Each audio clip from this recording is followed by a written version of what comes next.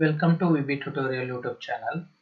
ಇದು PC CAR DAR 2024 ನ question paper. ಇವಾಗ ಆಲ್ರೆಡಿ ನಾವು 65 ಕ್ವಶನ್ಸ್ ನ ನೋಡಿದ್ದೀವಿ. ಇವತ್ತು 66 ಇದ್ದ 100 ವರೆಗೂ ಆಲ್ ಕ್ವಶನ್ಸ್ ನ ಕಂಪ್ಲೀಟ್ ಮಾಡೋಣ. ಹಾಗಾದ್ರೆ ಕ್ವಶನ್ ನಂಬರ್ 66 ಏನಪ್ಪಾ? ಕೆಳಗಿನವುಗಳಲ್ಲಿ ಯಾವುದು ಇಂಟರ್ನೆಟ್ ಬ್ರೌಸರ್ ಅಲ್ಲ? Mozilla Firefox, Microsoft Edge, Chrome, Google. Which of the following is not an internet browser? Mozilla Firefox, Microsoft Edge, Chrome and Google. ಇದು ಕಂಪ್ಯೂಟರ್ ರಿಲೇಟೆಡ್ ಕ್ವಶನ್ ಆಗಿದೆ. ನಿಮಗೆ PC PSI ಎಕ್ಸಾಮ್ ಅಲ್ಲಿ ಒಂದೆರಡರಿಂದ ಮೂರು computer related questions ಕೂಡ ಕೇಳ್ತಾರೆ. ಹೌದಾ? ಇಲ್ಲಿ ಏನ್ ಕೇಳಿದ್ದಾರೆ ಹಾಗಾದ್ರೆ ಅಂದ್ರೆ ಈ ಕೆಳಗಿನಲ್ಲಿ ಯಾವುದು ಇಂಟರ್ನೆಟ್ ಬ್ರೌಸರ್ ಅಲ್ಲ ಅಂತ ಹೇಳಿ. ಇಲ್ಲಿ ಮೇನ್ ಆಗಿ ನೀವು ತಿಳ್ಕೋಬೇಕು, ನಿಮಗೆ ಇಂಟರ್ನೆಟ್ ಬ್ರೌಸರ್ ಅಂತ ಬರುತ್ತಾ, ನೆಕ್ಸ್ಟ್ ಸರ್ಚ್ ಇಂಜಿನ್ ಅಂತ ಬರುತ್ತಾ. ಹೌದಾ? ಸರ್ಚ್ ಇಂಜಿನ್ ಇಲ್ಲಿ ಯಾವುದನ್ನು ನಾವು ಒಂದು ಸಾಫ್ಟ್ವೇರ್ ಮೂಲಕ ಬ್ರೌಸ್ ಮಾಡ್ತೀವೋ ಅದನ್ನ ಇಂಟರ್ನೆಟ್ ಬ್ರೌಸರ್ ಅಂತ ಕರಿತೀವಿ. ಇದು ಒಂದು ಸಾಫ್ಟ್ವೇರ್, ಇದು ಒಂದು ಸಾಫ್ಟ್ವೇರ್ ನ ಯೂಸ್ ಮಾಡಿಕೊಂಡು. ಬಟ್ ಈ ಸರ್ಚ್ ಇಂಜಿನ್ ಅಂದ್ರೆ ಡೈರೆಕ್ಟ್ ಇನ್ಫಾರ್ಮೇಶನ್ ನೀವು ಈಗ www. ಅಂತ ಹೇಳಿ ಏನು ಸರ್ಚ್ ಮಾಡ್ತಿರಲ್ಲ, ಇನ್ಫಾರ್ಮೇಶನ್ ಡೈರೆಕ್ಟ್ ಎಂಟ್ರಿ ಮಾಡಿ ಸರ್ಚ್ ಮಾಡೋದು, ಇದು ಸರ್ಚ್ ಇಂಜಿನ್. ಹಾಗಾದ್ರೆ ಇಲ್ಲಿ ಏನ್ ಕೇಳಿದ್ದಾರೆ, ನಾಟ್ ಏನೇ ಇಂಟರ್ನೆಟ್ ಬ್ರೌಸರ್. ಇಲ್ಲಿ ಇಂಟರ್ನೆಟ್ ಬ್ರೌಸರ್ ಯಾವ್ದಲ್ಲ ಅಂತ ಕೇಳಿದ್ದಾರೆ. ಇಲ್ಲಿ ಗೂಗಲ್ ಅನ್ನೋದು ಇಂಟರ್ನೆಟ್ ಬ್ರೌಸರ್ ಅಲ್ಲ, ಇದು ಒಂದು ಸರ್ಚ್ ಇಂಜಿನ್. ಇದು ಇದಕ್ಕೆ ಏನಂತ ಕರಿತೀವಪ್ಪ ನಾವು ಅಂದ್ರೆ ಸರ್ಚ್ ಇಂಜಿನ್ ಅಂತ ಕರಿತೀವಿ. ಹೌದಾ? ಹಾಗಾದ್ರೆ ಮತ್ತೆ ಯಾವೆಲ್ಲ ಸರ್ಚ್ ಇಂಜಿನ್ ಬರ್ತವೆ? ಯಾಹೂ ಆಗಿರ್ಬೋದು, ಪಿಂಗ್, ಇವೆಲ್ಲ ಸರ್ಚ್ ಇಂಜಿನ್. ಬಟ್ ಇವು ಮೂರು ಇದಾವಲ್ಲ, ಇವು ಮೂರು ನಿಮಗೆ ಇಂಟರ್ನೆಟ್ ಬ್ರೌಸರ್ಸ್. ಇವು ಮತ್ತೆ ಯಾವೆಲ್ಲ ಬರ್ತವೆ? ಒಪೆರಾ ಅಂತ ಬರುತ್ತಾ, ನೆಕ್ಸ್ಟ್ ಮೊಸಾಯಿಕೋ, ಇವೆಲ್ಲ ಇಂಟರ್ನೆಟ್ ಬ್ರೌಸರ್ಸ್. ಇವುಗಳು ಸಾಫ್ಟ್ವೇರ್ ಆಗಿರ್ತವೆ. ಆಯ್ತಾ? Next question number 67. ಮನ್ನಿ ಕರಾವಳಿ ಕರ್ನಾಟಕದ ಜನಪ್ರಿಯ ಆಹಾರ ತಯಾರಿಕೆ ಡ್ಯಾಶ್ನ ಒಂದು ವಿಧವಾಗಿದೆ. ಆಪ್ಷನ್ ಎ ರೊಟ್ಟಿ, ಆಪ್ಷನ್ ಬಿ ಸಿಹಿ ತಿಂಡಿ, option C rasam, option D dosa. ಮನ್ನಿ ಅಂತ ಅನ್ನೋದು ಒಂದು popular food preparation of coastal Karnataka. Is a type of, ಏನಂದ್ರೆ ಇದು ಒಂದು ಸ್ವೀಟ್ ಆಗಿರುತ್ತ. ಇದನ್ನ ಅಕ್ಕಿ ಅಥವಾ ರಾಗಿ, ರಾಗಿ ಯೂಸ್ ಮಾಡಿ ಮಾಡ್ತಾರೆ. ಇದಕ್ಕೆ ಬೆಲ್ಲ ಹಾಕಿ, ಏಲಕ್ಕಿ, ಲವಂಗ, ಈ ತರ ಸ್ವಲ್ಪ ಮಸಾಲ ಪದಾರ್ಥ ಮಾಡಿ. Question number 68 mental ability question ಇದೆ. ರಾಜು ಅವನ ಕಚೇರಿಯಿಂದ 5 ಕಿಲೋಮೀಟರ್ ಉತ್ತರಕ್ಕೆ ನಡೆಯುತ್ತಾನೆ. ನಂತರ ಪೂರ್ವಕ್ಕೆ ತಿರುಗಿ 6 ಕಿಲೋಮೀಟರ್ ನಡೆಯುತ್ತಾನೆ. ನಂತರ ಉತ್ತರಕ್ಕೆ ತಿರುಗಿ 4 ಕಿಲೋಮೀಟರ್ ನಡೆಯುತ್ತಾನೆ. ಅಂತಿಮವಾಗಿ ಪಶ್ಚಿಮಕ್ಕೆ ತಿರುಗಿ 6 ಕಿಲೋಮೀಟರ್ ನಡೆಯುತ್ತಾನೆ. ಈಗ ರಾಜು ಅವನ ಕಚೇರಿಯಿಂದ ಎಷ್ಟು ದೂರದಲ್ಲಿದ್ದಾನೆ? Option A 9 kilometre, option B 4 kilometre, option C 5 kilometre, option D 1 kilometre. ಹಾಗಾದ್ರೆ ಏನ್ ಕೊಟ್ಟಿದಾರಪ್ಪ? ಫಸ್ಟ್ ರಾಜು ಕಚೇರಿಯಿಂದ 5 ಕಿಲೋಮೀಟರ್ ಉತ್ತರಕ್ಕೆ ಹೋಗ್ತಾನೆ. ಹೌದಾ? 5 ಕಿಲೋಮೀಟರ್ ನಾರ್ತ್, ಇದು ನಾರ್ತ್ ಡೈರೆಕ್ಷನ್ ಹೋಗ್ತಾನೆ. ನೆಕ್ಸ್ಟ್ ನಂತರ ಪೂರ್ವಕ್ಕೆ ತಿರುಗಿ 6 ಕಿಲೋಮೀಟರ್ ನಡೆಯುತ್ತಾನೆ. ಪೂರ್ವ ಈ ಕಡೆ ಸರಿ 6 ಕಿಲೋಮೀಟರ್ ನಡೆಯುತ್ತಾನೆ. ಇಲ್ಲಿ ಫಸ್ಟ್ ನೋಡಿ, ಇದು ಈಸ್ಟ್, ಇದು ವೆಸ್ಟ್, ಇದು ನಾರ್ತ್, ಸೌತ್. ನೆಕ್ಸ್ಟ್ ಮತ್ತೆ ಉತ್ತರಕ್ಕೆ ತಿರುಗಿ 4 ಕಿಲೋಮೀಟರ್ ನಡೆಯುತ್ತಾನೆ. ಮತ್ತೆ ಉತ್ತರಕ್ಕೆ ತಿರುಗಿ 4 ಕಿಲೋಮೀಟರ್ ಹೋಗ್ತಾನೆ. ಹೌದಾ? ಅಂತಿಮವಾಗಿ ಪಶ್ಚಿಮಕ್ಕೆ ತಿರುಗಿ 6 ಕಿಲೋಮೀಟರ್ ನಡೆಯುತ್ತಾನೆ. ಫೈನಲ್ ಆಗಿ ಮತ್ತೆ ಪಶ್ಚಿಮಕ್ಕೆ ವೆಸ್ಟ್ಗೆ ಈ ಕಡೆ ತಿರುಗಿ 6 ಕಿಲೋಮೀಟರ್ ನಡೆಯುತ್ತಾನೆ. ಈಗ ರಾಜು ಅವನ ಕಚೇರಿಯಿಂದ ಎಷ್ಟು ದೂರದಲ್ಲಿದ್ದಾನೆ ಹೇಳಿ. ಹೌದಾ? ಇದು ರಾಜು ಕಚೇರಿ. ಇಲ್ಲಿದ್ದ ಅವನೀಗ ಇಲ್ಲಿದ್ದಾನೆ ರಾಜು. ಎಷ್ಟು ದೂರದಲ್ಲಿದ್ದಾನೆ ಅಂತ. ಹಾಗಾದ್ರೆ ಇಲ್ಲಿ 5 ಕಿಲೋಮೀಟರ್ಸ್, ಇಲ್ಲಿ 4 ಕಿಲೋಮೀಟರ್, ಅಂದ್ರೆ ಇಲ್ಲಿ 4 ಕಿಲೋಮೀಟರ್ ಅಂದ್ರೆ 5 + 4 9 ಕಿಲೋಮೀಟರ್ ದೂರದಲ್ಲಿ ಇದ್ದಾನೆ ಕಚೇರಿಯಿಂದ ಅಂತ ಆನ್ಸರ್ 9 ಕಿಲೋಮೀಟರ್. ಹೌದಾ, ಇಷ್ಟು ದೂರದಾಗ ಇದಾನೆ. Next question number 69. ಇಬ್ಬರು ಸಹೋದರಿಯರ ವಯಸ್ಸಿನ ವ್ಯತ್ಯಾಸ 3 ವರ್ಷಗಳು ಇದ್ದು ಹಿರಿಯವಳಿಗೆ 15 ವರ್ಷಗಳು ಇದ್ದರೆ ಹಿರಿಯವಳ ವಯಸ್ಸು ಏನು ಅಂತ ಕೇಳಿದ್ದಾರೆ. ಇಲ್ಲಿ ನೋಡಿ, ಎ ಅಂಡ್ ಬಿ ಇಬ್ಬರಿದ್ದಾರೆ. ಇವರ ವಯಸ್ಸಿನ ಡಿಫ್ರೆನ್ಸ್ ಎಷ್ಟಿದೆಯಪ್ಪ ಅಂತಂದ್ರೆ 3 ವರ್ಷ ಇದೆ ಡಿಫ್ರೆನ್ಸ್. ಇಲ್ಲಿ ಹಿರಿಯವಳಿಗೆ 15 ವರ್ಷ ಆದ್ರೆ ಹಿರಿಯವಳಿಗೆ ಎಷ್ಟು ಡಿಫ್ರೆನ್ಸ್ ಎಷ್ಟಿದೆ 3 ಅಂದ್ರೆ -3 ಮಾಡಿದಾಗ 12 ವರ್ಷ. Answer 12 years. ಇಲ್ಲಿ PCಲಿ ನಿಮಗೆ ಮೆಂಟಲ್ ಎಬಿಲಿಟಿ ಕ್ವಶನ್ಸ್ ಸ್ವಲ್ಪ ಈಸಿನೇ ಇರ್ತವೆ, ಬೇಸಿಕ್ ಕ್ವಶನ್ಸ್ ಇರ್ತವೆ. Next question number 70. ಒಬ್ಬ ಸೈಕಲ್ ಸವಾರ ಗಂಟೆಗೆ 20 ಕಿಲೋಮೀಟರ್ ವೇಗದಲ್ಲಿ 40 ಕಿಲೋಮೀಟರ್ ಪ್ರಯಾಣಿಸುತ್ತಾನೆ. ನಂತರ ಗಂಟೆಗೆ 10 ಕಿಲೋಮೀಟರ್ ವೇಗದಲ್ಲಿ 40 ಕಿಲೋಮೀಟರ್ ಪ್ರಯಾಣಿಸುತ್ತಾನೆ. ಈ ಸಮಗ್ರ ಪ್ರಯಾಣದ ಸರಾಸರಿ ವೇಗವೇನು? ಇಲ್ಲಿ 2 ಸ್ಪೀಡ್ ಇದಾವೆ. First speed 20 kilometre per hour. ಹೌದಾ, ಈ ವೇಗದಲ್ಲಿ ಅವನು ಡಿಸ್ಟೆನ್ಸ್ 40 ಕಿಲೋಮೀಟರ್ ಹೋಗ್ತಾನೆ. ನೆಕ್ಸ್ಟ್ ಎಷ್ಟು ಅಂದ್ರೆ 10 ಕಿಲೋಮೀಟರ್ ಪರ್ ಅವರ್ ಅಲ್ಲಿ ಸೇಮ್ ಡಿಸ್ಟೆನ್ಸ್ 40 ಕಿಲೋಮೀಟರ್ ಹೋಗ್ತಾನೆ. ಹಾಗಾದ್ರೆ ಇಲ್ಲಿ ಸರಾಸರಿ ವೇಗ ಕೇಳಿದ್ದಾರೆ. ಹಂಗಂದ್ರೆ ಇಲ್ಲಿ ಎವರೇಜ್ ಸ್ಪೀಡ್ ಏನಪ್ಪಾ ಅಂತಂದ್ರೆ ಇದನ್ನ ನೀವು ಎಕ್ಸ್ ಅಂತ ತಗೊಳ್ಳಿ, ವೈ ಅಂತ ತಗೊಳ್ಳಿ. Speed one X and speed second ಅನ್ನ ವೈ ಅಂತ ಹೇಳಿ. ಇಲ್ಲಿ ಸರಾಸರಿ ವೇಗದ ಫಾರ್ಮುಲಾ ಏನಿದೆಯಪ್ಪ ಅಂತಂದ್ರೆ 2xy / x + y. ಹಾಗಾದ್ರೆ 2 ಇಂಟು ಎಕ್ಸ್ ಅಂತಂದ್ರೆ 20 ಇಂಟು ವೈ ಅಂದ್ರೆ 10 / 20 + 10. ಹೌದಾ, 2 ಇಂಟು 20 ಇಂಟು 10 / 30. 40 / 30. ಸಾರಿ 3. 3 ಒಂದೇ 3, 10 ಉಳಿಯುತ್ತಾ, 3 3 9, 1 ಉಳಿತಾ, ಮತ್ತೆ 3 3 9 3. ಅಂದ್ರೆ ಸರಾಸರಿ ವೇಗ 13.33 ಕಿಲೋಮೀಟರ್ ಪರ್ ಅವರ್ ಆಯಿತು. Answer C.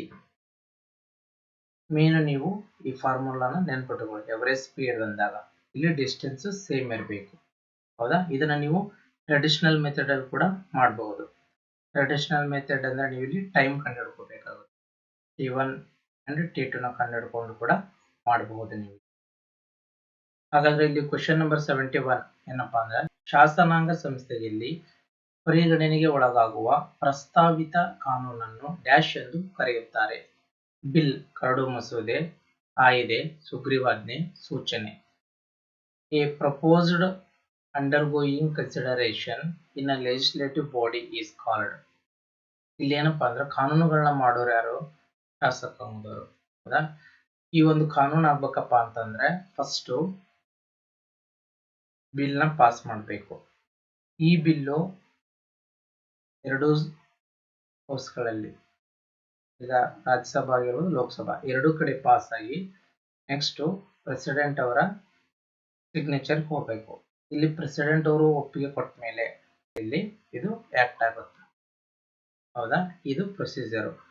First bill produce ಆಗಬೇಕು, ಆಮೇಲೆ 2 ಸದನಗಳಲ್ಲಿ ಇದು ಪಾಸ್ ಆಗಬೇಕು, ನಂತರ ಪ್ರೆಸಿಡೆಂಟ್ ಇದಕ್ಕೆ ಸಿಗ್ನೇಚರ್ ಹಾಕಿದ ಮೇಲೆ ಇದು ಒಂದು ಕಾನೂನು ಆಗುತ್ತೆ. ಹೌದಾ, ಆಕ್ಟ್ ಆಗಿ ಪಾಸ್ ಆಗುತ್ತೆ. ಅಂದ್ರೆ ಇಲ್ಲಿ ಫಸ್ಟ್ ಬಿಲ್ ಆಗಿರುತ್ತೆ ಇದು ಸದನದಲ್ಲಿದ್ದಾಗ. Question number 72. ಒಬ್ಬ ಪೊಲೀಸ್ ಅಧಿಕಾರಿಯು ಅವನ ಅಥವಾ ಅವಳ ಭುಜದ ಪಟ್ಟಿಯ ಮೇಲೆ 1 ಸ್ಟಾರ್ ಅನ್ನು ಹೊಂದಿದ್ದರೆ ಆ ಅಧಿಕಾರಿಯು ಸಹಾಯಕ sub inspector, sub inspector, inspector, police ವರಿಷ್ಠಾಧಿಕಾರಿ. A police officer having a 1 star on his shoulder strap is ಅಂತ ಕೇಳಿದ್ದಾರೆ. ಇಲ್ಲಿ ಏನಪ್ಪಾ ಅಂತಂದ್ರೆ ಈ ನಿಮ್ PC ಆಗಿರ್ಬೋದು PSI ಎಕ್ಸಾಮ್ ಅಲ್ಲಿ ಈ ಪೊಲೀಸ್ ಡಿಪಾರ್ಟ್ಮೆಂಟ್ ರಿಲೇಟೆಡ್ ಒಂದಲ್ಲ ಒಂದು ಕ್ವಶನ್ ಕೇಳ್ತಾ ಇರ್ತಾರೆ. ಹೌದಾ, ಆದ್ರಿಂದ ನೀವು ಈ ಪೊಲೀಸ್ ರ್ಯಾಂಕಿಂಗ್ ನ ತಿಳ್ಕೋಬೇಕು. ಯಾರಾದ್ಮೇಲೆ ಯಾರು ಬರ್ತಾರೆ, ಆಮೇಲೆ ಅವ್ರಿಗೆ ಎಷ್ಟು ಸ್ಟಾರ್ಸ್ ಇರ್ತವೆ ಅಂತ ಹೇಳಿ. ಇಲ್ಲಿ ಫಸ್ಟ್ ಏನಪ್ಪಾ, ಇದಕ್ಕೆ ಆನ್ಸರ್ ಏನಪ್ಪಾ ಅಂತಂದ್ರೆ ಸಿಂಗಲ್ ಸ್ಟಾರ್ ಇರೋರು ಯಾರಪ್ಪ ಅಂತಂದ್ರೆ ASI ಅಸಿಸ್ಟೆಂಟ್ ಸಬ್ ಇನ್ಸ್ಪೆಕ್ಟರ್. ಇವರು ಸಬ್ ಇನ್ಸ್ಪೆಕ್ಟರ್ಗೆ ಎಷ್ಟು ಸ್ಟಾರ್ ಇರ್ತಾವಪ್ಪ ಹಾಗಾದ್ರೆ SIಗೆ ಇವರು ಡಬಲ್ ಸ್ಟಾರ್ ಇರುತ್ತೆ ಇವರಿಗೆ, ಹೌದಾ. ಆಮೇಲೆ ಇನ್ಸ್ಪೆಕ್ಟರ್ಗೆ ಇವರು ಟ್ರಿಬಲ್ ಸ್ಟಾರ್ ಇರುತ್ತೆ.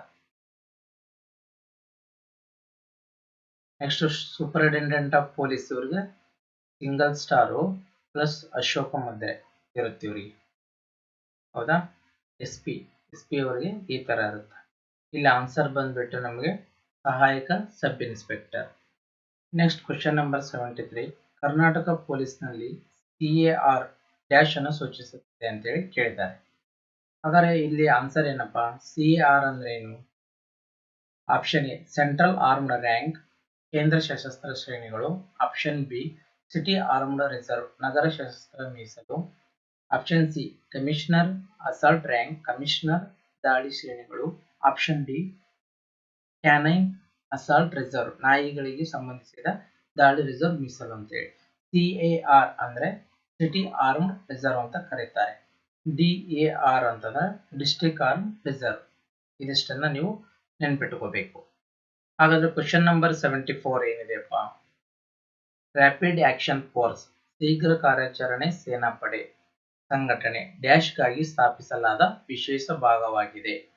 ಆಪ್ಷನ್ ಎ ಸೈಬರ್ ಅಪರಾಧ ಪ್ರಕರಣಗಳನ್ನು ನಿಭಾಯಿಸಲು. ಆಪ್ಷನ್ ಬಿ ಭಯೋತ್ಪಾದನೆ ನಿಗ್ರಹ ಕಾರ್ಯಾಚರಣೆಗಳನ್ನು ನಡೆಸುವುದಾಗಿ.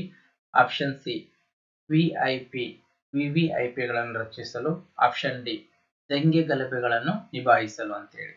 Rapid action force is a special wing established to deal with riots. ಇವಾಗ ಈ ಒಂದೆರಡು ವರ್ಷಗಳ ಹಿಂದೆ ಈ ಮಣಿಪುರ ಆಗಿರ್ಬೋದು, ಹೌದಾ, ಆಮೇಲೆ ಅಸ್ಸಾಮು, ಇಲ್ಲೆಲ್ಲ ದಂಗೆಗಳಾಗಿದ್ದು. ಈ ದಂಗೆಗಳನ್ನ ನಿಯಂತ್ರಿಸೋಕ್ಕೋಸ್ಕರ ಈ ರ್ಯಾಪಿಡ್ ಆಕ್ಷನ್ ಫೋರ್ಸ್ ಇದನ್ನ ಸ್ಥಾಪನೆ ಮಾಡಿರೋದು. ನೆಕ್ಸ್ಟ್ ಕ್ವಶನ್ ನಂಬರ್ 75 ಏನಿದೆಪ್ಪ ಅಂತಂದ್ರೆ, ಈ ಕೆಳಗಿನ ಯಾವ ಪುಸ್ತಕವನ್ನು AN ಮೂರ್ತಿರಾವ್ ಬರೆದಿದ್ದಾರೆ ಅಂತೇಳಿ. ತುಘಲಕ್, ದೇವರು, ಮಂದ್ರ, ಮರಳಿ ಮಣ್ಣಿಗೆ. ಇಲ್ಲಿ ದೇವರು ಪುಸ್ತಕವನ್ನ AN ಮೂರ್ತಿರಾವ್ ಬರೆದಿದ್ದಾರೆ. ಹಾಗಾದ್ರೆ ತುಘಲಕ್ನ ಯಾರು ಬರೆದಿದ್ದಾರೆ ಅಂತಂದ್ರೆ ಗಿರೀಶ್ ಕಾರ್ನಾಡ್ ಅವರು ಬರೆದಿದ್ದಾರೆ. ಮಂದ್ರ ಇದನ್ನ SL ಭೈರಪ್ಪ ಇವರು ಬರೆದಿದ್ದಾರೆ. ಮರಳಿ ಮಣ್ಣಿಗೆ ಇದನ್ನ ಶಿವರಾಮ್ ಕಾರಂತರು ಬರೆದಿದ್ದಾರೆ. Next question number 76. ಇದು ಪೊಲಿಟಿ ರಿಲೇಟೆಡ್ ಕ್ವಶನ್. ಕೋವಾರಂಟೋದ ಮುಖ್ಯ ಗುರಿ ಡ್ಯಾಶ್ ತಡೆಗಟ್ಟುವಿಕೆ. ಆಪ್ಷನ್ ಎ ಅಕ್ರಮ ವಲಸೆ. ಆಪ್ಷನ್ ಬಿ ಸಾರ್ವಜನಿಕ ಆಸ್ತಿ ಅತಿಕ್ರಮಣ. ಆಪ್ಷನ್ ಸಿ ಸಾರ್ವಜನಿಕ ಹಣಕಾಸು ದುರುಪಯೋಗ. ಆಪ್ಷನ್ ಡಿ ಸಾರ್ವಜನಿಕ ಕಚೇರಿಯ ಅಕ್ರಮ ಬಳಸುವಿಕೆ. ಇಲ್ಲಿ ನೀವು ಮೇನ್ ಆಗಿ ಪೊಲಿಟಿಲಿ ಫಂಡಮೆಂಟಲ್ ರೈಟ್ಸ್ ಅಂತ ಬರ್ತಾವೆ, ಹೌದಾ. ಟೋಟಲ್ 6 ಫಂಡಮೆಂಟಲ್ ರೈಟ್ಸ್ ಇದ್ದಾವೆ. ಆರ್ಟಿಕಲ್ 12 ಇಂದ 35 ವರೆಗೂ ಫಂಡಮೆಂಟಲ್ ರೈಟ್ಸ್ ಬರ್ತವೆ. ಅದರಲ್ಲಿ ಆರ್ಟಿಕಲ್ 32 ಇದೆಯಲ್ಲ, ಇದು ಸಂವಿಧಾನದ ಪರಿಹಾರದ ಹಕ್ಕು ಅಂತ ಹೇಳಿ. ಇಲ್ಲಿ ನಿಮಗೆ ಪ್ರಮುಖವಾಗಿ 5 ರೈಟ್ಸ್ ಬರ್ತವೆ, ಹೌದಾ. ಅವು ಯಾವಪ್ಪ ಅಂತಂದ್ರೆ, ಫಸ್ಟ್ ಒನ್ ನಿಮಗೆ ಹೇಬಿಯಸ್ ಕಾರ್ಪಸ್ ಅಂತ ಬರುತ್ತೆ. ಎರಡನೇದು ನಿಮ್ಗೆ ಮ್ಯಾಂಡಮಸ್ ಅಂತ. ಮೂರನೇದು ಪ್ರೊಹಿಬಿಷನ್. ನಾಲ್ಕನೇದು ಸರ್ಚಿಯೋರಿ. ಐದನೇದು ನಿಮಗೆ ಕೋವಾರಂಟೋ ಅಂತೇಳಿ ಬರುತ್ತೆ, ಹೌದಾ. ಇವು ರಿಟ್ಸ್ ಇವು. ಇಲ್ಲಿ ನಿಮಗೆ ಹೇಬಿಯಸ್ ಕಾರ್ಪಸ್ ಅಂತಂದ್ರೆ, ಈಗ ಯಾವ್ದೋ ವ್ಯಕ್ತಿನ ಅರೆಸ್ಟ್ ಮಾಡಿದ 24 hours ಒಳಗಡೆ ತಗೊಂಡ್ಬಂದು ಮ್ಯಾಜಿಸ್ಟ್ರೇಟ್ ಮುಂದೆ ಅವ್ರನ್ನ ನಿಲ್ಲಿಸಬೇಕು, ಹೌದಾ. ಅಂದ್ರೆ ನಾವು ದೇಹವನ್ನು ಹೊಂದಿರಬೇಕು ಅಂತ ಹೇಳಿ ಆದೇಶ ಮಾಡೋದು ಇದು ಹೇಬಿಯಸ್ ಕಾರ್ಪಸ್. ಆಮೇಲೆ ಮ್ಯಾಂಡಮಸ್ ಅಂತ ಬರುತ್ತೆ. ಮ್ಯಾಂಡಮಸ್ ಅಂತಂದ್ರೆ ಆಜ್ಞಾಪತ್ರ.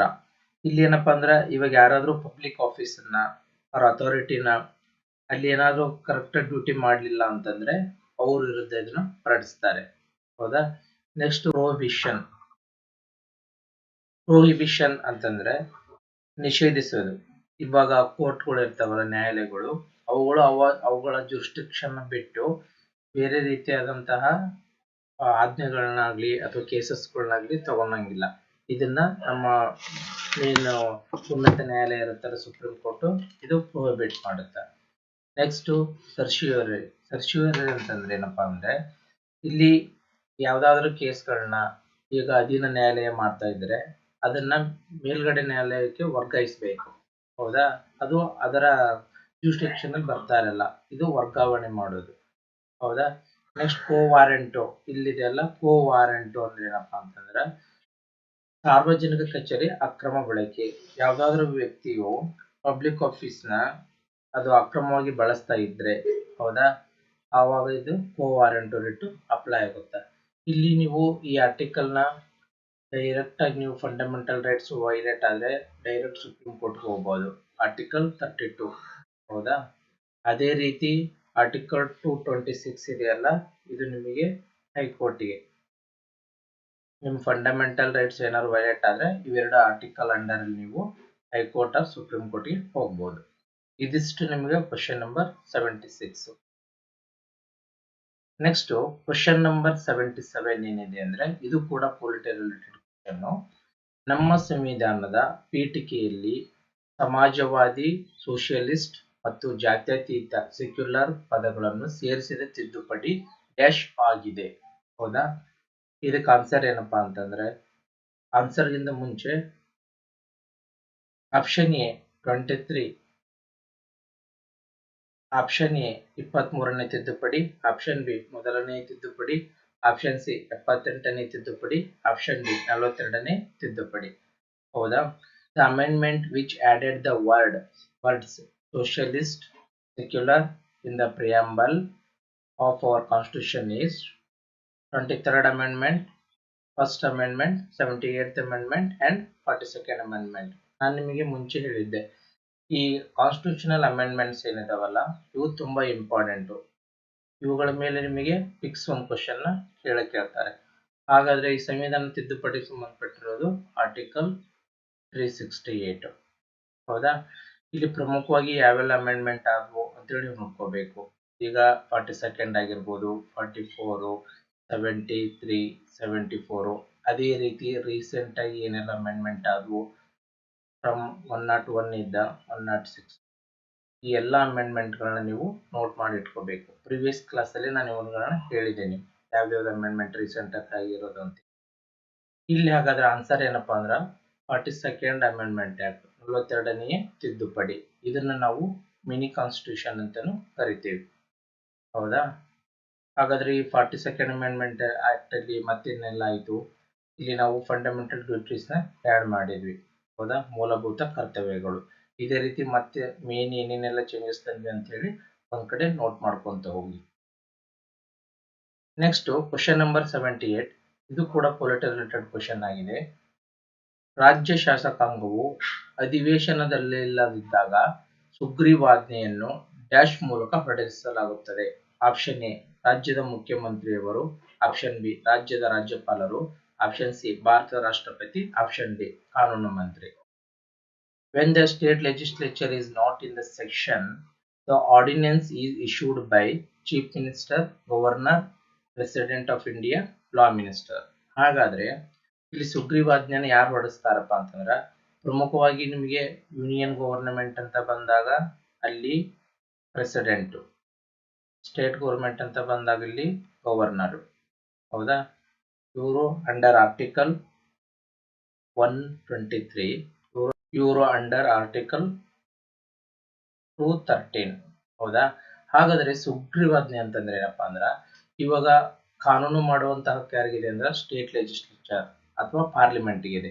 ಪಾರ್ಲಿಮೆಂಟ್ ಸೆಷನ್ ಇಲ್ಲದೆ ಇದ್ದಾಗ ಯಾವ್ದಾದ್ರು ಎಮರ್ಜೆನ್ಸಿ ಕಾನೂನು ಅಥವಾ ಆಕ್ಟ್ಸ್ ನ ಜಾರಿಗೆ ಮಾಡ್ಬೇಕಪ್ಪ ಅಂದಾಗ ಇಲ್ಲಿ ಪ್ರೆಸಿಡೆಂಟ್ ಮತ್ತೆ ಗವರ್ನರ್ ಇವರಿಬ್ರು ಆರ್ಡಿನೆನ್ಸ್ ನ ಹೊರಡಿಸಬಹುದು. ಆದ್ರೆ ಇಲ್ಲಿ ಏನಪ್ಪಾ ಅಂದ್ರೆ ಪಾರ್ಲಿಮೆಂಟ್ ಸೆಷನ್ ಅಲ್ಲಿ ಇರೋ ಹಾಗಿಲ್ಲ, ಅಥವಾ ಸ್ಟೇಟ್ ಲೆಜಿಸ್ಲೇಚರ್ ಇದಾರಲ್ಲ ಅವರು ಕೂಡ ಸೆಷನ್ ಅಲ್ಲಿ ಇರೋ ಹಾಗಿಲ್ಲ, ಅಥವಾ ಎರಡರಲ್ಲಿ ಒಂದು ಸದನ ಕೂಡ ಸೆಷನ್ ಅಲ್ಲಿ ಇಲ್ಲ ಅಂದ್ರೂ ಕೂಡ ಇವರು ಸುಗ್ರೀವಾಜ್ಞೆಯನ್ನ ಹೊರಡಿಸಬಹುದು. ಈ ಸುಗ್ರೀವಾಜ್ಞೆ ಎಫೆಕ್ಟ್ ಸೇಮ್ ಸ್ಟೇಟ್ ಲೆಜಿಸ್ಲೇಚರ್ ಆಗಿರ್ಬೋದು, ಪಾರ್ಲಿಮೆಂಟ್ ಏನ್ ಆಕ್ಟ್ ಮಾಡ್ತಾವಲ್ಲ ಆ ಆಕ್ಟ್ ಗೆ ಸರಿಸಮವಾಗಿರ್ತೈತಿ. ಹೌದಾ. ಇವ್ರು ಮಾಡಿರ್ತಕ್ಕಂಥ ಆಜ್ಞೆ ಕೂಡ ಒಂದು ಕಾನೂನಾಗಿ ಹೊರಹೊಮ್ಮತೈತಿ. ಇದಿಷ್ಟು ತಿಳ್ಕೋಬೇಕು. ಇಲ್ಲಿ ಆನ್ಸರ್ ಏನಪ್ಪಾ ಹಾಗಾದ್ರೆ ಸುಗ್ರೀವಾಜ್ಞೆಯನ್ನ ಯಾರು ಹೊರಡಿಸ್ತಾರೆ ಸ್ಟೇಟ್ ಅಲ್ಲಿ ಅಂತಂದ್ರ ರಾಜ್ಯಪಾಲರು, ರಾಜ್ಯಪಾಲರು ಹೊರಡಿಸ್ತಾರೆ, governor of state. Question number 79, ಇದು ಜಿಯೋಗ್ರಫಿ ರಿಲೇಟೆಡ್. ಮಾವಿನ ತುಂತುರು ಮ್ಯಾಂಗೋ ಶೋವರ್ಸ್ ಮಳೆಯಾಗಿದ್ದು ಡ್ಯಾಶ್ ನಲ್ಲಿ ಸಂಭವಿಸುತ್ತದೆ. ಆಪ್ಷನ್ ಎ ಮಾರ್ಚ್ ನಿಂದ ಮೇ, ಆಪ್ಷನ್ ಬಿ ಡಿಸೆಂಬರ್ ನಿಂದ ಜನವರಿ, option C August, option D October ನಿಂದ ನವೆಂಬರ್ ಅಂತ ಕೊಟ್ಟಿದ್ದಾರೆ. ಹೌದಾ, ಇಲ್ಲಿ ನಮಗೆ ಪ್ರಮುಖವಾಗಿ ಬೇಸಿಗೆ ಕಾಲ, ಮಳೆಗಾಲ, ಚಳಿಗಾಲ ಅಂತ ಬರುತ್ತೆ. ಹೌದಾ, ಹಾಗಾದ್ರೆ ಮಾವಿನ ತುಂತುರು ಇದು ಬರೋದು ಯಾವಾಗಪ್ಪ ಅಂತಂದ್ರೆ ಪ್ರೀ ಮಾನ್ಸೂನ್, ಈ ಟೈಮಲ್ಲಿ ಇದು ಬರುತ್ತೆ. ಇಲ್ಲಿ ಹಂಗಂದ್ರೆ ಬೇಸಿಗೆ ಕಾಲ, ಮಳೆಗಾಲ, ಚಳಿಗಾಲ ಇವು ಎಲ್ಲಕ್ಕಿಂತ ಮುಂಚೆ ಬೇಸಿಗೆ ಕಾಲ ಬರುತ್ತಲ್ಲ ಆ ಟೈಮಲ್ಲಿ ಇವಾಗ ಮಾನ್ಸೂನ್ ಮಳೆ ಏನ್ ಬರುತ್ತಲ್ಲ ಜೂನ್ ಅಲ್ಲಿ, ಅದಕ್ಕಿಂತ ಮುಂಚೆ ಇದು ಮ್ಯಾಂಗೋ ಶೋವರ್ ಆಗುತ್ತೆ. ಈ ಮ್ಯಾಂಗೋ ಶೋವರ್ ನಾವು ಏಪ್ರಿಲ್ ರೇನ್ ಅಂತಾನು ಕರಿತೇವೆ. ಅದೇ ರೀತಿ ನಾವು ಇದನ್ನ ಸಮ್ಮರ್ ಶೋವರ್ ಅಂತ ಕೂಡ ಕರಿತೇವೆ. ಮಾನ್ಸೂನ್ ಅನ್ನು, ಈ ಮ್ಯಾಂಗೋ ಶೋವರ್ನ. ಹೌದಾ, ಇದು ಹಂಗಾದ್ರೆ ಯಾವ ಟೈಮಲ್ಲಿ ಬರ್ತಪ್ಪ ಅಂದ್ರೆ ಮಾರ್ಚ್ ನಿಂದ ಮೇ ವರೆಗೂ. ಇದು ಜೂನ್ ಇಂದ ನಮಗೆ ಮಾನ್ಸೂನ್ ಪ್ರಾರಂಭವಾಗುತ್ತೆ. ಅದೇ ರೀತಿ ಇದನ್ನ ನಾವು ಕಾಫಿ ಶೋವರ್ ಅಂತಾನು ಕರಿತೀವಿ. ವೆಸ್ಟ್ ಬೆಂಗಾಲ್ ಅಲ್ಲಿ ಇದನ್ನ ನಾವು ಕಾಲ ಬೈಸಾಖಿ ಅಂತ ಕರಿತೀವಿ. ಯಾಕಪ್ಪ ಅಂತಂದ್ರೆ ಈ ಪೀರಿಯಡ್ ಅಲ್ಲಿ ಏನ್ ಏಪ್ರಿಲ್ ಟೈಮ್ ಇದೆಯಲ್ಲ, ಈ ಟೈಮ್ ಅಲ್ಲಿ ಮಾವಿನ ಮರ ಇರುತ್ತಲ್ಲ ಇದು ಹೂ ಬಿಡಕ್ಕೆ ಪ್ರಾರಂಭವಾಗುತ್ತೆ. ಅದೇ ರೀತಿ ಕಾಫಿ ಕೂಡ ಈ ಟೈಮ್ ಅಲ್ಲಿ ಹೂ ಬಿಡಕ್ಕೆ ಪ್ರಾರಂಭಿಸುತ್ತೆ.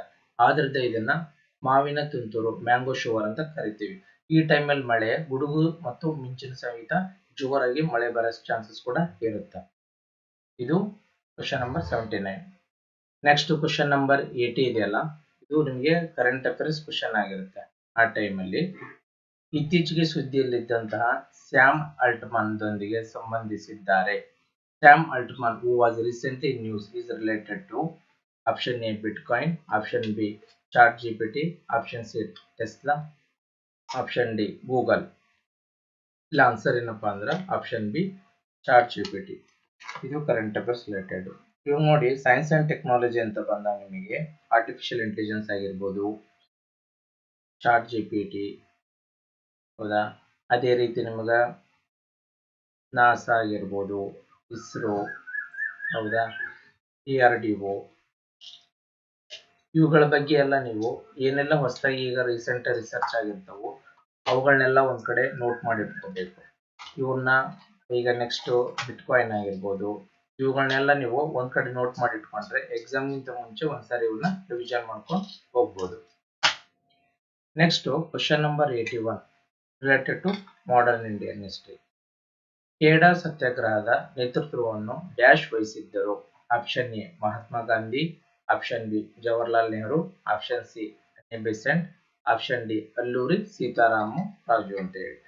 ಹಾಗಾದ್ರೆ ಈ ಖೇಡಾ ಸತ್ಯಾಗ್ರಹ ಅಂತ ಆಗುತ್ತಲ್ಲ, ಇದರ ನೇತೃತ್ವನ ಯಾರು ವಹಿಸ್ಕೊಂಡಿದ್ರು ಅಂತ ಹೇಳಿ ಕ್ವಶನ್ ಇದೆ. ಇಲ್ಲಿ ಫಸ್ಟ್ ಖೇಡಾ ಸತ್ಯಾಗ್ರಹ ಆಗಿದ್ದು ಯಾವಾಗಪ್ಪ ಅಂತಂದ್ರೆ 1918ರಲ್ಲಿ. ಇದನ್ನ ಮುಂದಾಳತ್ವ ವಹಿಸ್ಕೊಂಡವರು ಮಹಾತ್ಮ ಗಾಂಧೀಜಿ. ಮಹಾತ್ಮ ಗಾಂಧೀಜಿ ಅವರು ಸೌತ್ ಆಫ್ರಿಕಾದಿಂದ ಬಂದ ಮೇಲೆ ಪ್ರಮುಖವಾಗಿ ಅವ್ರು ಬಂದಿದ್ದು 1915ರಲ್ಲಿ. ಬಂದ ಮೇಲೆ ಪ್ರಮುಖವಾಗಿ 3 ಸತ್ಯಾಗ್ರಹದಲ್ಲಿ ಅವರು ಪಾಲ್ಗೊಳ್ತಾರೆ. ಅದು ಯಾವ್ದಾದಪ್ಪ ಅಂತಂದ್ರೆ 1917ರಾಗ ಅವರು ಫಸ್ಟ್ ಚಂಪಾರಣ್ ಸತ್ಯಾಗ್ರಹ ಅದರಲ್ಲಿ ಪಾಲ್ಗೊಳ್ತಾರೆ. ಇದು ಇಂಡಿಗೋ ಬೆಳೆಗಾರರು, ಅದರ ವಿರುದ್ಧ ಹೋರಾಟ ನಡೀತಾ ಇರುತ್ತೆ. ನೆಕ್ಸ್ಟ್ 1918ರಲ್ಲಿ ಅವರು ಅಲಹಾಬಾದ್ ಸತ್ಯಾಗ್ರಹ ಅಂತ ಮಾಡ್ತಾರೆ. ನೆಕ್ಸ್ಟ್ 1918ರಲ್ಲಿನೇ ಈ ಖೇಡಾ ಸತ್ಯಾಗ್ರಹ, ಹೌದಾ, ಇದು ಅಲಹಾಬಾದ್ ಮಿಲ್ ಸ್ಟ್ರೈಕ್ ಅಂತ ಕರೀತಾರೆ. ಇದು ಖೇಡಾ ಸತ್ಯಾಗ್ರಹ ಕೂಡ ರೈತರಿಗೆ ಸಂಬಂಧಪಟ್ಟಿರೋದು. ಇಲ್ಲಿ ಇಂಡಿಗೋ ಬೆಳೆಗಳ ವಿರುದ್ಧ ಆದ್ರೆ ಇದು ಅಲಹಾಬಾದ್ ಮಿಲ್ ಸ್ಟ್ರೈಕ್ ಏನಿದೆಯಲ್ಲ, ಈ ಟೈಮಲ್ಲಿ ಇದು ಬೋನಸ್ ಮಿಲ್ ಓನರ್ಸ್, ಇಲ್ಲಿ ಪ್ಲೇಗ್ ಟೈಮ್ ಆಗಿರುತ್ತ, ಆ ಟೈಮಲ್ಲಿ ಅಲ್ಲಿಯ ಕೂಲಿ ಕಾರ್ಮಿಕರಿಗೆ ಬೋನಸ್ ಕೊಡದೇ ಇರೋದ್ರ ವಿರುದ್ಧ ಆಗಿರುತ್ತ. ಈ ಖೇಡಾ ಸತ್ಯಾಗ್ರಹ ಏನಾಗಿರುತ್ತಲ್ಲ ಇದು ರಿಲೇಟೆಡ್ ಟು ತೆರಿಗೆ ವಿನಾಯಿತಿ ವಿರುದ್ಧ ಆಗಿರುತ್ತ. ನೆಕ್ಸ್ಟ್ ಏನಪ್ಪ ಇಲ್ಲಿ ಪ್ರಮುಖವಾಗಿ ಅಂದ್ರೆ ಇಲ್ಲಿ ಸರ್ದಾರ್ ವಲ್ಲಭಾಯ್ ಪಟೇಲ್ ಏನಿದಾರಲ್ಲ ಅವರು ಕೂಡ ಭಾಗವಹಿಸಿರ್ತಾರೆ, ಹೌದಾ. ಆಮೇಲೆ ನೆಕ್ಸ್ಟ್ ಇದು 1917 ಏನಿದೆಯಲ್ಲ, ಈ ಚಂಪಾರಣ್ ಸತ್ಯಾಗ್ರಹನ ನಾವು ಫಸ್ಟ್ ಸಿವಿಲ್ ಡಿಸೊಬಿಡಿಯಂಟ್ ಮೂವ್ಮೆಂಟ್ ಅಂತಾನು ಕರಿತೀವಿ. ಆಮೇಲೆ 1918ರ ಅಲಹಾಬಾದ್ ಸತ್ಯಾಗ್ರಹದಲ್ಲಿ ಇದನ್ನ ಫಸ್ಟ್ ಹಂಗರ್ ಸ್ಟ್ರೈಕ್ ಅಂತ ಕರಿತೇವೆ. Next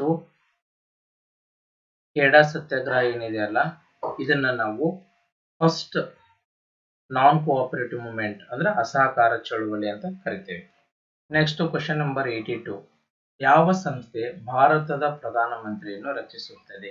option A NSG, option B CBI, option C SPG, option D CRPF ಅಂತೇಳಿ.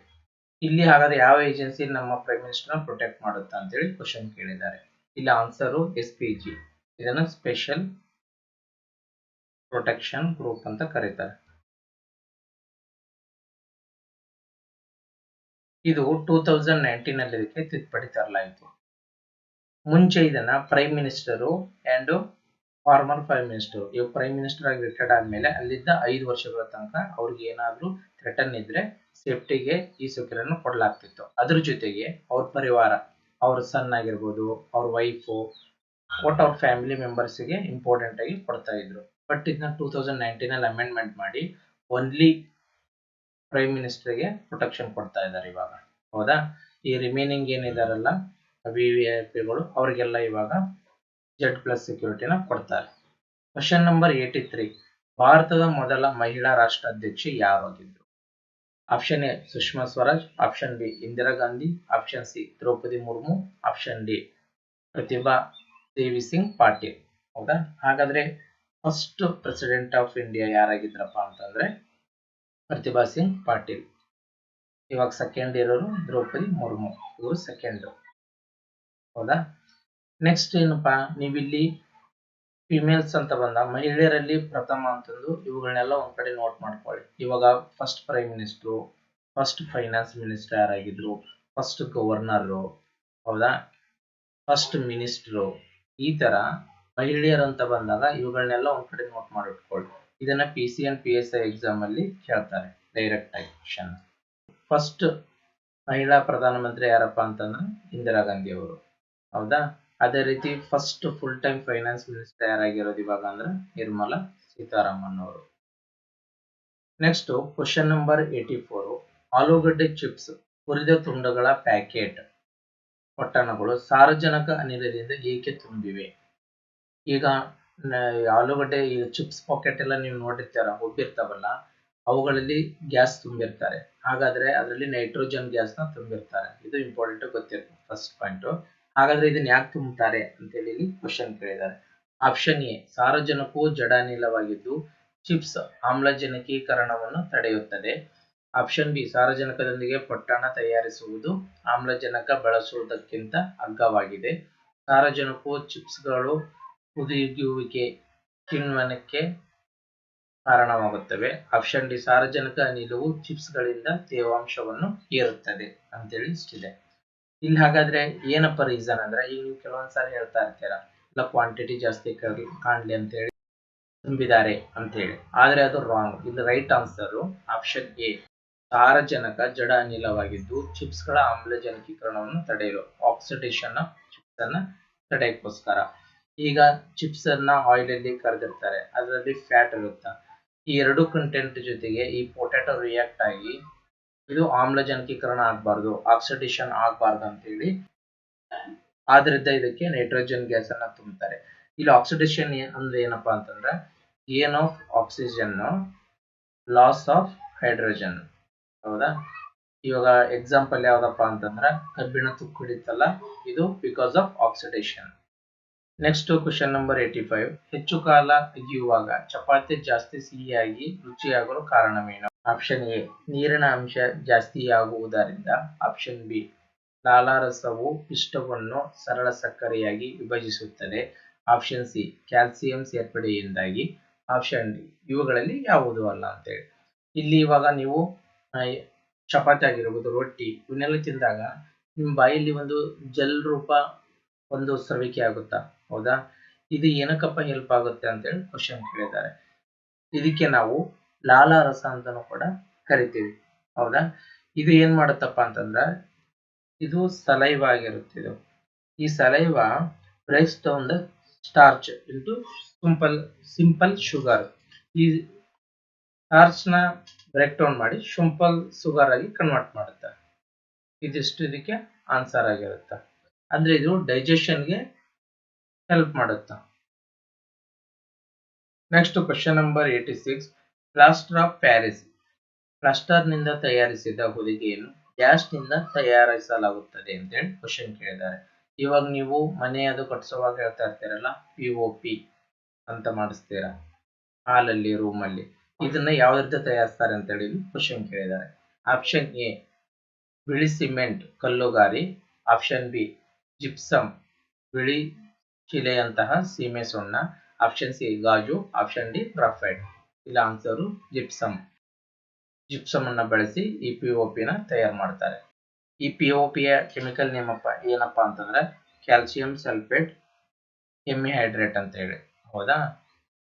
ನೆಕ್ಸ್ಟ್ ಇದರ ಫಾರ್ಮುಲಾ ಏನಪ್ಪಾ ಅಂತಂದ್ರೆ CaSO4 ಆಫ್ H2O. ಇದು ಕೂಡ ಇಂಪಾರ್ಟೆಂಟ್. ಇದನ್ನು ಕೆಲವೊಂದು ಎಕ್ಸಾಮ್ ಅಲ್ಲಿ ಕೇಳಿರ್ತಾರೆ.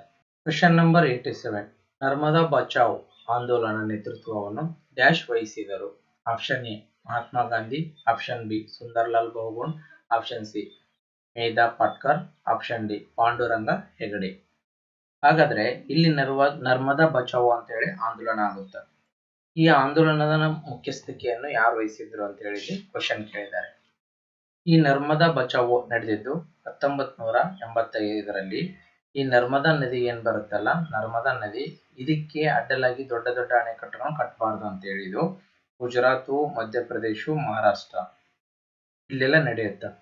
ಹಾಗಾದ್ರೆ ಇದರ ನೇತೃತ್ವವನ್ನು ಯಾರು ವಹಿಸಿದ್ರಪ್ಪ ಅಂತಂದ್ರೆ ಮೇಧಾ ಪಾಟ್ಕರ್ ಹಾಗೂ ನಿಮಗಿಲ್ಲಿ ಬಾಬಾ ಆಮ್ಟೆ ಅಂತ ಬರ್ತಾರೆ.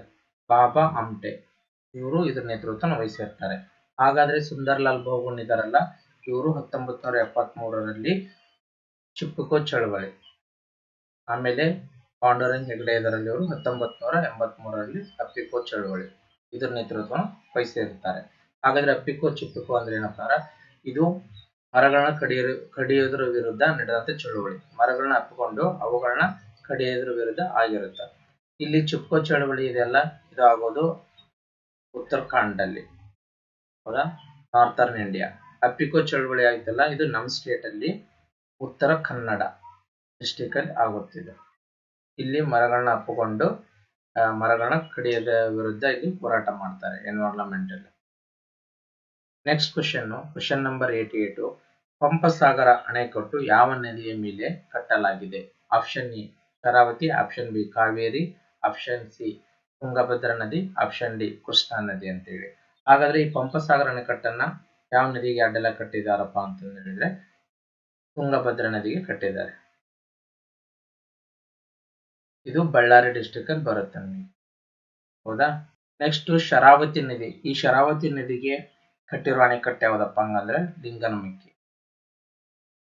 ಅದೇ ರೀತಿ ಕಾವೇರಿ ನದಿ. ಕಾವೇರಿ ನದಿಗೆ KRS ಆಗಿರ್ಬೋದು, ಮೆಟ್ಟೂರು, ಈ ಡ್ಯಾಮ್ ಎಲ್ಲ ಬರ್ತವೆ.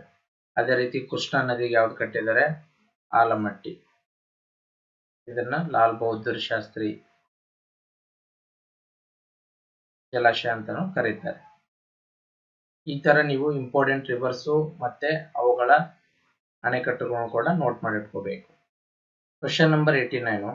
ವಿಶ್ವದ ಅತಿ ದೊಡ್ಡ ಸೌರ ಪಾರ್ಕ್ಗಳಲ್ಲಿ ಒಂದಾದಂತಹ ಬಡ್ಲಾ ಸೋಲಾರ್ ಪಾರ್ಕ್ ಡ್ಯಾಶ್ ನಲ್ಲಿದೆ. Option A Uttar Pradesh, option B Rajasthan, option C Gujarat, option D Telangana. ಹಾಗಾದ್ರೆ ವಿಶ್ವದ ಅತಿ ದೊಡ್ಡ ಸೌರ ಪಾರ್ಕ್ ಎಲ್ಲಿದೆಪ್ಪ ಅಂತಂದ್ರೆ ರಾಜಸ್ಥಾನ್. ಇದು ಬದ್ಲಾ ಸೋಲಾರ್ ಪಾರ್ಕ್ ಇದೆಲ್ಲ ಇದು ಇರುವುದು ರಾಜಸ್ಥಾನ್. ಇದು 2245 ಮೆಗಾವ್ಯಾಟ್ ವಿದ್ಯುತ್ ಅನ್ನ ಪ್ರೊಡ್ಯೂಸ್ ಮಾಡೋ ಕೆಪಾಸಿಟಿ ಹೊಂದೈತಿ. ಇದು ಟೋಟಲ್ 14,000 ಎಕರೆದಲ್ಲಿ ಐತಿ. ಹಾಗಾದ್ರೆ ಸೆಕೆಂಡ್ ಒನ್ ಯಾವ್ದಪ್ಪ ಇಂಡಿಯಾದಲ್ಲಿ ಅಂತಂದ್ರೆ ನಮ್ಮ ತುಮಕೂರಿನ ಪಾವಗಡ ಇದೆಯಲ್ಲ, ಅಲ್ಲಿರೋದು ಪಾವಗಡ. ಇದು 2050 ಮೆಗಾವ್ಯಾಟ್ ವಿದ್ಯುತ್ ಅನ್ನ ಪ್ರೊಡ್ಯೂಸ್ ಮಾಡುತ್ತೆ. ಇದನ್ನ ನಾವು ಶಕ್ತಿ ಸ್ಥಳ ಅಂತ ಹೇಳಿ ಕೂಡ ಕರಿತೀವಿ. Next question number 90. ಯಾವ ಸಸ್ಯವು ಎಲೆಗಳಿಂದ ಹರಡುತ್ತದೆ, ಸಂತಾನೋತ್ಪತ್ತಿ ವೃದ್ಧಿ ಆಗುತ್ತದೆ? Option A silver oak, option B lychee, option C bryophyllum, option D ಬರ್ಮರ್. ಅಂದ್ರೆ ಇಲ್ಲಿ ಎಲೆಗಳಿಂದಾನೇ ಸಂತಾನೋತ್ಪತ್ತಿ ಮಾಡ್ತಾ ಇರ್ತಕ್ಕಂಥ ಸಸ್ಯ ಯಾವುದು ಅಂತೇಳಿ. ಇವಾಗ ನೀವು ನಾರ್ಮಲ್ ಆಗಿ ಬೀಜ ಇದ್ದಾಗಿರ್ಬೋದು, ಸ್ಟೆಮ್ ಇದ್ದಾಗಿರ್ಬೋದು, ಈಗ ಸಂತಾನೋತ್ಪತ್ತಿ ಆಗೋದನ್ನ ನೋಡಿರ್ತಾರ. ಹಾಗಾದ್ರೆ ಎಲೆಗಳಿಂದ ಸಂತಾನೋತ್ಪತ್ತಿ ಆಗ್ತಾ ಇರ್ತಕ್ಕಂತಹ ಸಸ್ಯ ಯಾವುದು ಅಂತಂದ್ರೆ, ಯಾವ್ದ್ರ ಲೀವ್ಸ್ ಮೂಲಕ ಆಗುತ್ತೆ ಅಂತಂದ್ರೆ ಬರಿಯೋಪಿಲ್ಲಮ್.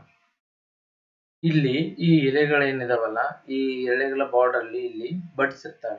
ಇದ್ರ ಮೂಲಕ ಇಲ್ಲಿ ಹೊಸದಾಗಿ ಮತ್ತೆ ಚಿಗುರೊಡೆಯಕ್ಕೆ ಪ್ರಾರಂಭ ಆಗ್ತೈತಿ. ಇದು ಯಾವ ಸಸ್ಯ ಹಾಗಾದ್ರೆ ಅಂದ್ರೆ ಬರಿಯೋಪಿಲ್ಲಮ್ ಅಂತೇಳಿ.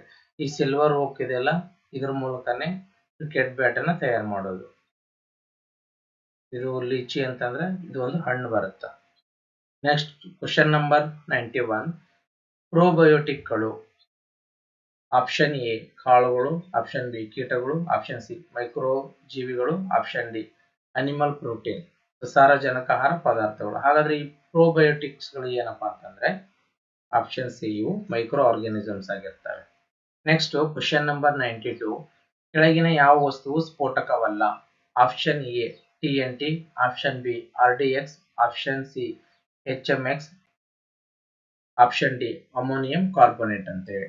ಇಲ್ಲಿ ಹಾಗಾದ್ರೆ ಯಾವುದು ಸ್ಫೋಟಕ ಅಲ್ಲ ಅಂತ ಕೇಳಿದ್ದಾರೆ. ಇಲ್ಲಿ TNT ಆಗಿರ್ಬೋದು, RDX ಮತ್ತೆ HMX ಇವೆಲ್ಲವೂ ಕೂಡ ಸ್ಫೋಟಕಗಳು ಅಂತಾನೆ ಕರೀತಾರೆ. ಈಗ TNT ಅಂತಂದ್ರೆ ಟ್ರೈನೈಟ್ರೋ ಟೋಲಿಯನ್ ಅಂತಂದೇಳಿ, ಇದು ಕೂಡ ಎಕ್ಸ್ಪ್ಲೋಸಿವ್. RDX ಇದು ಎಕ್ಸೋಜನ್, ಇದು ಕೂಡ ಸ್ಫೋಟಕ, ಇದು ಕೂಡ ಸ್ಫೋಟಕ, ಇದು ಸ್ಫೋಟಕ. ಇಲ್ಲಿ ಸ್ಫೋಟಕ ಅಲ್ಲದೆ ಇರೋದು ಯಾವ್ದಪ್ಪ ಅಂದ್ರೆ ಅಮೋನಿಯಂ ಕಾರ್ಬೋಹೈಡ್ರೇಟ್ ಸ್ಫೋಟಕ ಅಲ್ಲ. Question number 93. ಡಿಸೆಂಬರ್ 1, 2023ರಂದು ಬೆಂಗಳೂರು ನಗರದ ಕೆಳಗಿನ ಯಾವ ಸಂಸ್ಥೆಗಳು ಬಹು ಬಾಂಬ್ ಸಿಡಿಗುಂಡು ಬೆದರಿಕೆ ಇಮೇಲ್ಗಳನ್ನು ಸ್ವೀಕರಿಸಿವೆ ಅಂತೇಳಿ ಕೇಳಿದ್ದಾರೆ. ಆಪ್ಷನ್ ಎ ಮಾಲ್ಗಳು, ಆಪ್ಷನ್ ಬಿ ಶಾಲೆಗಳು, option C IT company, option D ಸರ್ಕಾರಿ ಕಚೇರಿ ಅಂತೇಳಿ. ಆ ಟೈಮಲ್ಲಿ ಸ್ಕೂಲ್ಗಳು. ಇದು ಕರೆಂಟ್ ಅಫೇರ್ಸ್ ರಿಲೇಟೆಡ್ ಕ್ವಶನ್ ಆಗಿದೆ. ಹಾಗಾದ್ರೆ ಕ್ವಶನ್ ನಂಬರ್ 94 ಏನಪ್ಪಾ ಅಂದ್ರೆ ಡೆಂಗ್ಯೂ ವೈರಸ್ ಡ್ಯಾಶ್ ಮೂಲಕ ಹರಡುತ್ತದೆ? ಆಪ್ಷನ್ ಎ ನೀರು, ಆಪ್ಷನ್ ಬಿ ಗಾಳಿ, ಆಪ್ಷನ್ ಸಿ ಸೊಳ್ಳೆ, ಆಪ್ಷನ್ ಡಿ ತೆಗಣೆ. ಆನ್ಸರು ಸೊಳ್ಳೆಗಳಿಂದ ಹರಡುತ್ತದೆ. ಯಾವ ಸೊಳ್ಳೆ ಅಂದ್ರೆ ಅಡಿಸ್ ಈಜಿಪ್ಟಿಯಾ ಅಂತೇಳಿ ಸೊಳ್ಳೆ ಬರುತ್ತೆ ಇದ್ರ ಮೂಲಕ. ಹಾಗಾದ್ರೆ ನೀರಿನ ಮೂಲಕ ಯಾವೆಲ್ಲ ರೋಗಗಳು ಬರ್ತವೆ? ಕಾಲರಾ, ಡೈರಿಯಾ, ಟೈಫಾಯ್ಡ್, ಇವು ನೀರಿನ ಮೂಲಕ. ಗಾಳಿ ಮೂಲಕ ಬರೋವು COVID-19, ಉಫಿಂಗ್ ಕಫ್ ನಾಯಿ ಕೆಮ್ಮು, TB ಇವೆಲ್ಲ ಗಾಳಿ ಮೂಲಕ ಬರ್ತವೆ. ಹಾಗೆ ಆಹಾರದ ಮೂಲಕ, ಕಲುಷಿತ ಆಹಾರದ ಮೂಲಕ ಯಾವ ಬರ್ತವೆ? ಈ ತರ ಎಲ್ಲ ಇವನ್ನ ನೋಟ್ ಮಾಡಿಟ್ಕೋಬೇಕು. ಈ ಮಸ್ಕಿಟೋ ಇದೆಯಲ್ಲ, ಸೇಮ್ ಮಸ್ಕಿಟೋನ ನಿಮಗೆ ಜೀಕಾ ಮತ್ತೆ ಚಿಕನ್ ಗುನ್ಯಾ ಇವಕ್ಕೂ ಕೂಡ ಇದೇ ಕಾರಣ. Next question number 95. ಕರ್ನಾಟಕದ ಅತ್ಯಂತ ಎತ್ತರ ಶಿಖರ? Option A Brahmagiri, option B Mullayanagiri, option C Nandi Betta, option D Kodachadri ಅಂತ. ಇಲ್ಲಿ ಆನ್ಸರು ಮುಳ್ಳಯ್ಯನಗಿರಿ. ಇವು ನಿಮಗೆ ತುಂಬಾ ಇಂಪಾರ್ಟೆಂಟು. ಏನ್ ಪೀಕ್ಸ್ ಇದಾವಲ್ಲ, ಅತ್ಯಂತ ಎತ್ತರದ, ಪ್ರಪಂಚದ ಅತ್ಯಂತ ಎತ್ತರದ, ಭಾರತದ ಅತ್ಯಂತ ಎತ್ತರದ, ಉತ್ತರ ಭಾರತದ ಅತ್ಯಂತ ಎತ್ತರ, ದಕ್ಷಿಣ ಭಾರತದ ಅತ್ಯಂತ ಎತ್ತರ, ಇವುಗಳನ್ನೆಲ್ಲ ಕೇಳ್ತಾರೆ. ಹಾಗಾದ್ರೆ ವರ್ಲ್ಡ್ ಹೈಯೆಸ್ಟ್ ಯಾವ್ದಪ್ಪ ಅಂತಂದ್ರೆ ಮೌಂಟ್ ಎವರೆಸ್ಟ್. ಹೌದಾ? ಇದು 8848 ಮೀಟರ್ ಅಷ್ಟು ಹೈಟ್ ಇದೆ. ನೆಕ್ಸ್ಟ್ ಇಂಡಿಯಾದಲ್ಲಿ ಹೈಯೆಸ್ಟ್ ಯಾವ್ದಪ್ಪ ಅಂತಂದ್ರೆ ಕಾಂಚನಜುಂಗ ಅಂತ ಬರುತ್ತೆ. ಆಮೇಲೆ ಸೌತ್ ಇಂಡಿಯಾದಲ್ಲಿ ಯಾವುದು? ಸೌತ್ ಇಂಡಿಯಾದಲ್ಲಿ ನಿಮ್ಗ ಅಣ್ಣಾಮಲೈ. ಆಮೇಲೆ ಈಸ್ಟರ್ನ್ ಘಾಟ್ಸ್ ಅಲ್ಲಿ ಯಾವುದು? ವೆಸ್ಟರ್ನ್ ಘಾಟ್ಸ್ ಅಲ್ಲಿ ಯಾವುದು? ಆಮೇಲೆ ನೀಲಗಿರಿಲಿ ಹೈಯೆಸ್ಟ್ ಯಾವ್ದಿದೆ ಅಂತಂದ್ರೆ ದೊಡ್ಡ ಬೆಟ್ಟ, ಇದು ನೀಲಗಿರಿಲಿ ಬರುತ್ತೆ ನಿಮಗೆ. ನೆಕ್ಸ್ಟ್ ಕ್ವಶನ್, ಪ್ರಸರಣ ಎಂದರೆ ಡಿಫ್ಯೂಷನ್ ಎಂದರೆ ಏನಂತ ಕೇಳ್ತಾರೆ. ಇದಕ್ಕೆ ಡೈರೆಕ್ಟ್ ಆನ್ಸರು ಆಪ್ಷನ್ ಡಿ ಹೆಚ್ಚಿನ ಸಾಂದ್ರತೆಯ ಪ್ರದೇಶದಿಂದ ವಲಯದಿಂದ ಕಡಿಮೆ ಸಾಂದ್ರತೆಯ ಪ್ರದೇಶಕ್ಕೆ ವಸ್ತುಗಳ ಚಲನೆ ಆಗೋದು. ಇಲ್ಲಿ ಹೆಚ್ಚಿಗೆ ಕಾನ್ಸಂಟ್ರೇಷನ್ ಇಂದ ಏನಿರ್ತಾವ ವಸ್ತುಗಳು ಅಲ್ಲಿದ್ದ ಕಡಿಮೆ ಇರೋದ ಕಡೆಗೆ ಚಲನೆ ಆಗೋದನ್ನ ನಾವು ಡಿಫ್ಯೂಷನ್ ಅಂತ ಹೇಳಿ ಕರಿತೀವಿ. Next question number 97. ಕೆಳಗಿನ ಯಾವ ಹೇಳಿಕೆ ಸರಿಯಾಗಿದೆ ಅಂತೇಳಿ. ಆಪ್ಷನ್ ಎ ಕಪ್ಪು ವಸ್ತುವು ಬೆಳಕಿನ ಎಲ್ಲಾ ತರಂಗಾಂತರಗಳನ್ನು ಹೀರಿಕೊಳ್ಳುತ್ತದೆ ಮತ್ತು ಯಾವುದನ್ನು ಪ್ರತಿಬಿಂಬಿಸುವುದಿಲ್ಲ. ಆಪ್ಷನ್ ಬಿ ಬಿಳಿ ವಸ್ತುವು ಎಲ್ಲಾ ವಿಭಿನ್ನ ತರಂಗಾಂತರಗಳನ್ನು ಪ್ರತಿಬಿಂಬಿಸುತ್ತದೆ. Option C. ಕೆಂಪು ವಸ್ತುವು ಕೆಂಪು ಹೊರತುಪಡಿಸಿ ಎಲ್ಲಾ ತರಂಗಗಳನ್ನು ಹೀರಿಕೊಳ್ಳುತ್ತದೆ ಅಂತೇಳಿ. ಇವಾಗ ನಿಮಗೆ ಗೊತ್ತು, ಕಪ್ಪು ಬಣ್ಣ ಇದೆಯಲ್ಲ, ಇದು ಎಲ್ಲಾ ತರಂಗಾಂತರಗಳನ್ನು ಹೀರಿಕೊಳ್ಳುತ್ತೆ. ಆದ್ರಿಂದ ಇವಾಗ ನೀವು ನೋಡಿ, ಬೇಸಿಗೆಯಲ್ಲಿ ಇದು ಕಪ್ಪು ಬಣ್ಣದ ಬಟ್ಟೆ ಧರಿಸಬಾರ್ದು ಅಂತ ಹೇಳ್ತಾರೆ. ಯಾಕಂದ್ರೆ ಇದು ಕಂಪ್ಲೀಟ್ ಬರ್ತಕ್ಕಂಥ ಬಿಸಿಲು ಅಬ್ಸರ್ವ್ ಮಾಡುತ್ತಾ. ಆದ್ರಿಂದ ಇದು ರೈಟ್ ಆನ್ಸರ್. ನೆಕ್ಸ್ಟ್, ಬಿಳಿ ಬಣ್ಣ ಇದೆಯಲ್ಲ, ಎಲ್ಲಾ ವಸ್ತುಗಳ ತರಂಗಾಂತರಗಳನ್ನ ಇದು ಪ್ರತಿಬಿಂಬಿಸುತ್ತ. ಹೌದಾ? ಇದ್ರ ಮೇಲ್ಗಡೆ ಲೈಟ್ ಬಿದ್ದಾಗ ಇದು ಬೇಗ ರಿಫ್ಲೆಕ್ಟ್ ಆಗುತ್ತ, ಬಿಳಿ ಬಣ್ಣದ ಮೇಲೆ ಬಿದ್ದಿರೋದು. ಆದ್ರಿಂದ ಇದು ಕೂಡ ಕರೆಕ್ಟ್. ಕೆಂಪು ಬಣ್ಣ ಅಂತ ಬಂದಾಗ, ಕೆಂಪು ಬಣ್ಣ ಮಾತ್ರ ರಿಫ್ಲೆಕ್ಟ್ ಮಾಡುತ್ತ. ಹೌದಾ? ಉಳಿದ ಎಲ್ಲಾ ತರಂಗಾಂತರಗಳನ್ನ ಇದು ಹೀರಿಕೊಳ್ಳುತ್ತ. ಆದ್ರಿಂದ ಇಲ್ಲಿ ಎಲ್ಲಾ ಆನ್ಸರ್ಗಳು ರೈಟ್ ಇದಾವೆ. Question number 98. ಮೈಚಾಂಗ್ ಚಂಡಮಾರುತವು ಈ ಕೆಳಗಿನ ಯಾವ ನಗರಗಳಲ್ಲಿ ಭಾರೀ ಮಳೆ ಮತ್ತು ಪ್ರವಾಹಕ್ಕೆ ಕಾರಣವಾಯಿತು? Option A Bhavnagar, option B Chennai, option C Kolkata, option D Mumbai. Answer Chennai. ಇದು ಕೂಡ ಕರೆಂಟ್ ಅಫೇರ್ಸ್ ರಿಲೇಟೆಡ್ ಕ್ವಶನ್ ಆಗಿರುತ್ತೆ. ನೀವು ಈ ತರ ನ್ಯೂಸ್ ಅಲ್ಲಿ ಯಾವ ಸೈಕ್ಲೋನ್ಸ್ ಬರ್ತಾವಲ್ಲ, ಅವುಗಳನ್ನೆಲ್ಲ ನೋಟ್ ಮಾಡಿಟ್ಕೋಬೇಕು. ಇವು ಕೂಡ ತುಂಬಾ ಇಂಪಾರ್ಟೆಂಟ್ ಆಗುತ್ತೆ. ಇಲ್ಲಿ ಪ್ರಮುಖವಾಗಿ ನಮಗೆ ಅರಬ್ಬಿ ಸಮುದ್ರ ಕಡೆಗೆ ಯಾವ ಬರ್ತವೆ, ಬೇ ಆಫ್ ಬೆಂಗಾಲ್ ಕಡೆಗೆ ಯಾವ ಬರ್ತವೆ ಅಂತೇಳಿ ನೋಟ್ ಮಾಡ್ಕೋಬೇಕು ನೀವು. ಆಯ್ತಾ?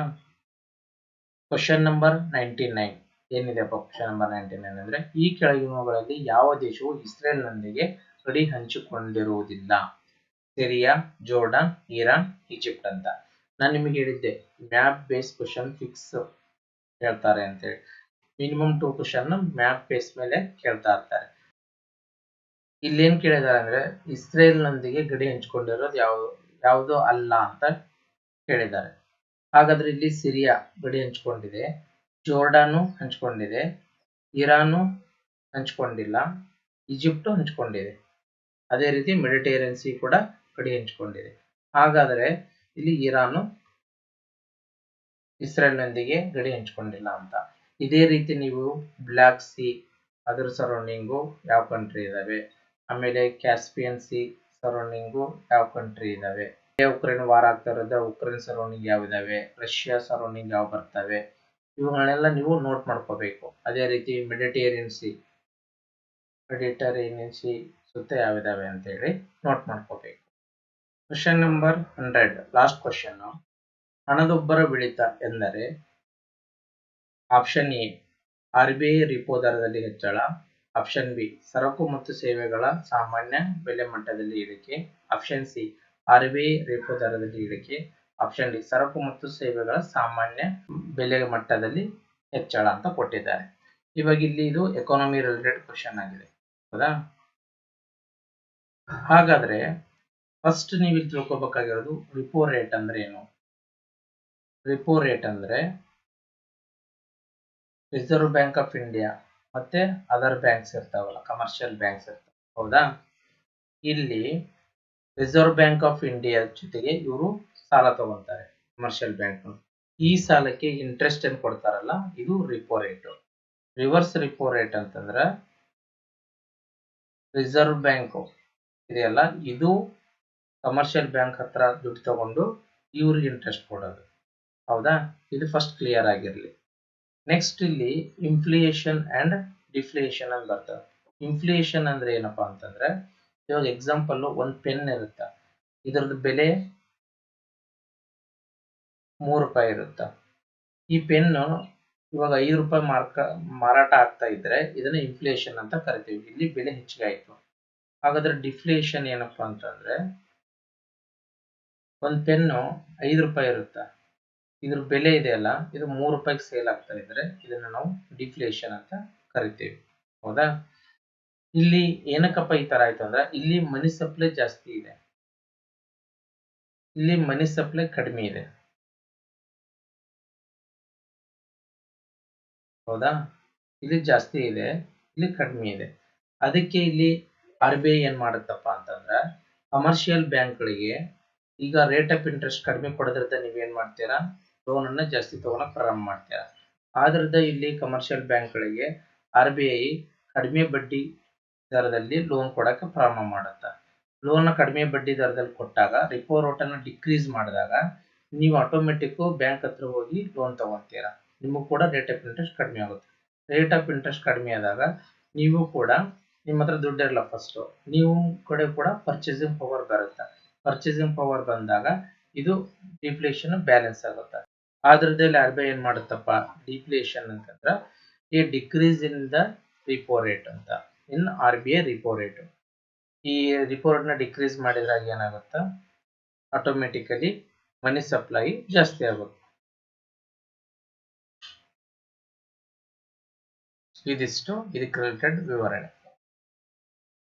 ಇಲ್ಲಿಗೆ ಈ ನಮ್ಮ question paper 2024 PC CAR DR complete ಆಗುತ್ತೆ. ಇದು ಟೋಟಲ್ ಆಗಿ ನಾನು 3 ಪಾರ್ಟ್ ಅಲ್ಲಿ ಮಾಡಿದ್ದೇನೆ. ಸ್ವಲ್ಪ ವಿವರಣೆ ಕೊಟ್ಕೊಂಡು ಆಮೇಲೆ 2 ಮೀಡಿಯಂ ಕ್ವಶನ್ ನಾವು ಕವರ್ ಮಾಡೋದ್ರಿಂದ ಇಲ್ಲಿ ಸ್ವಲ್ಪ ಡಿಲೇ ಆಗ್ತಾ ಇದೆ ಅಷ್ಟೇ. ಸೊ ನೆಕ್ಸ್ಟ್ ನಾವು PC ಸಿವಿಲ್ 2024 ನ ಡಿಸ್ಕಸ್ ಮಾಡೋಣ. ಈ ಚಾನೆಲ್ನ ನೀವು ಶೇರ್ ಮಾಡಿ ಹಾಗೂ ಸಬ್ಸ್ಕ್ರೈಬ್ ಮಾಡಿ. Thank you for watching.